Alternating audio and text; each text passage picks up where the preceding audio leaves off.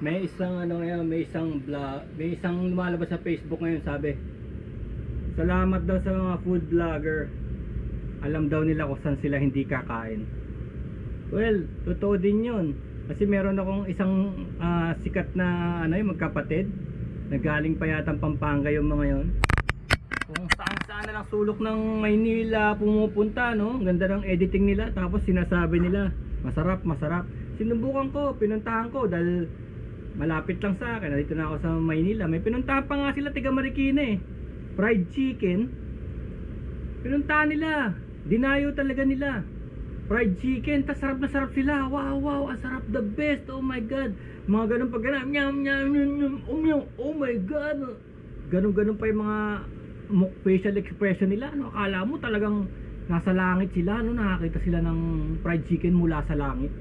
Well, pinuntahan ko yun. In-interview ko yung mga gumagawa doon. Sabi ko sa inyo, tama nga. Tama nga, fresh nga yung chicken. Fresh. Dahil malalaman mo eh, doon na ano, talagang bagong kata yun. Pero, maalat yung panlasa ng may-ari. Maalat talaga. Nung una, pumunta ako sa main branch. Bumili ko na sa buong manok. Inuwi ko pa nga sa bahay. Ang alat. Ang alat, sabi ko sa inyo. Tapos, para ba magdo-donate ka na ng mga body parts mo sa science, no? Tapos yung sabi ko, sige, punta naman ako sa ibang branch. May mga branches na rin kasi. Ganun pa rin, eksaktong maalat. Sabi, paano nasabing napakasarap nito, napakaalat? Para bang pine-preserve yung mga kidneys mo? Eh, hindi rin maganda yun, mga food vlogger. Mga food vlogger, pagka masarap, sabihin nyo kung masarap. Kung hindi, hindi. Kasi, alam ko nangyayari yun, na dinadayo nila, nanghihinayang sila dun sa interview, sa footages, nanghihinayang sila, pero hindi ganun eh. Dapat talaga make or break. Kung talagang masarap, masarap. Kung talagang maganda talaga yung motor, no? Kung talagang maganda talaga, hindi dahil mura o ano, sabihin nyo, hindi yung para kayong ano eh, para kayong kung saan na lang meron, ano, kung saan na lang lamang tiyan, ano. Lahat na lang pinupuri nyo. Hindi ganoon. Marami na ako nakitang ganyan, kaya tinatamad na rin ako magano sa mga kahit na international vloggers. Sarap. Alam ko naman kung kaya ko naman puntahan yung kinainan nila. Nako. Hindi naman laging ganoon. Pero ito, may sasuggest ako sa inyo. Ito. Makikita niyan. Lechong goto. 80 pesos lang yan. Oh. Ito yung pinupuntahan ko sa bundok. Gotokwahan. Try nyo, tingnan nyo. Ang sarap talaga. Maligat-ligat. Kaya tingnan nyo yung pangalan nila, Gotokwahan. Goto at tokwa. Yun lang ang pinagsimula nila. Tapos ang kinikita nila mga adventurer, mga mountain biker, mga enduro, mga 4x4. Sa bundok, sa loob ng bundok. Pag pinanood nyo yung video kasama nito, i-upload ko na. Ano yun? 4K 60 fps. Tuturo ko sa inyo yung first branch. Naakala ko eh giba na. Giba kasi pawid lang, pawid. Parang nipahat lang. Pero nakita ko mayroon pa rin isang parang mesa ron, parang buhay pa. Yung gotokwahan nila na 1. Na gotokwahan 1 kasi tatlo na yata to eh. Yung binilan ko ngayon to 2. So, tama, tatlo na nga pala, isa pala na Timberland. So, umaasenso na sila. Umaasenso na, dumadami na, gumaganda na yung mga lugar. Pero ang base nito is masarap talaga ang luto nila. Aasenso ka talaga kung masarap ang luto. Kasi 80 pesos lang. Kasi look. Ito talaga, puntahan nyo.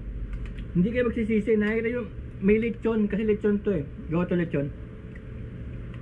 Ito yung lechon, oh.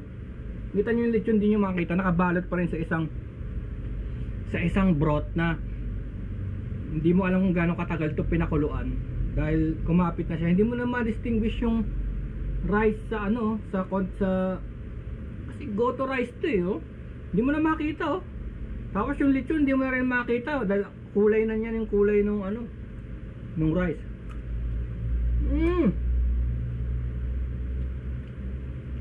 Melts in your mouth. 80 pesos. My God, sarap. Yung taba. Tsaka maganda rito kasi konti lang. Hindi ka naman ma-high blood kasi high blood ako, di ba? Konti lang. Tingnan nyo, may itlog, oh. Hindi nyo rin makita na itlog siya. It's a boiled egg, oh. Mm. Mm.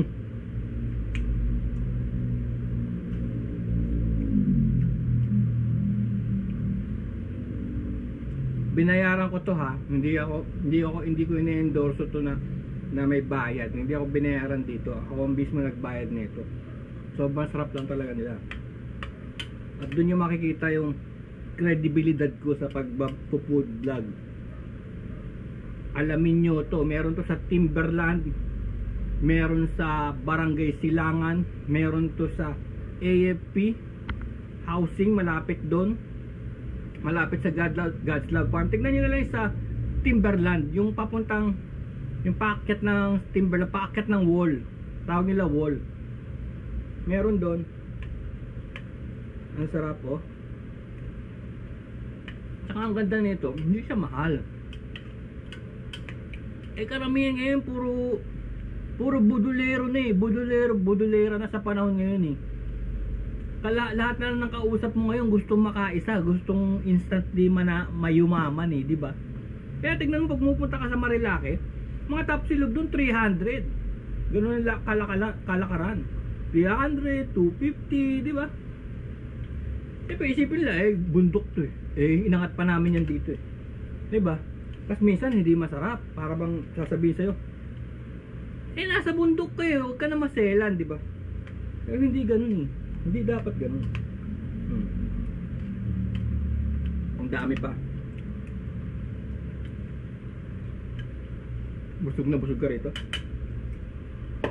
Pero di ba sabi nila, gotokwahan.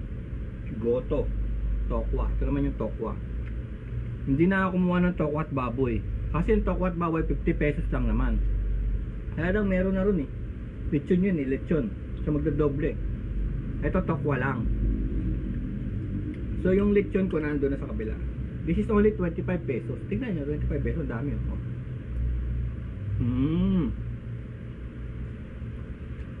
At ang sauce nito, oh my god, tamis ang hang. May sibuyas. By the way, niluluto to ah. Niluluto to, kaya masarap. Saka may narinig ako na not sure ah, Kapangpangan sila. You will know na meron silang leniency na Kapangpangan kasi ang mga Kapangpangan magaling magluto, tapos may halong sugar, sweetness. May sweetness sa bawat luto. Bawa may adobo, may konting sugar, may ganyan, may paldereta, may konting sugar, gano'n, may sisig, may konting sugar, gano'n. Konting-konti lang para mag-caramelize, tapos hindi naman siya parang candy na ano, parang may hint lang ng something sweet. So yan, magkano yan? Oh, 80 plus 25, 105. May video tayo na binili ko to kanina. I-upload ko na lahat to kasi may nagre-request nga. Sabi niya, kuya, taasan mo naman yung ano mo, yung frames per second daw. Yung video ko, maganda raw panoorin, kaya lang mababa daw yung resolution. Eh, sabi ko, titignan ko kaya nung camera, no? So yung 4K parang kaya naman, papunta ron. Kaya lang, naubos yung battery. Naka-battery pack ako. Sipin niyo yun. Kasi kailangan talaga siguro bagong GoPro. Tapos ang mga battery ko kasi dyan, hindi original GoPro eh. Kaya di tumatagal. Pag bago siya 500 pesos, no? Tops niya 30 minutes. Tapos hindi na yun naabot ng 1 year. Kailangan ko na itong battery pack. Kaya yun ang kwento nun. Kaya hindi ako masyado makapag high res. Pero kung ganyan din lang na may nanonood, may nagre-request, gagawin ko na. Okay, butakwahan.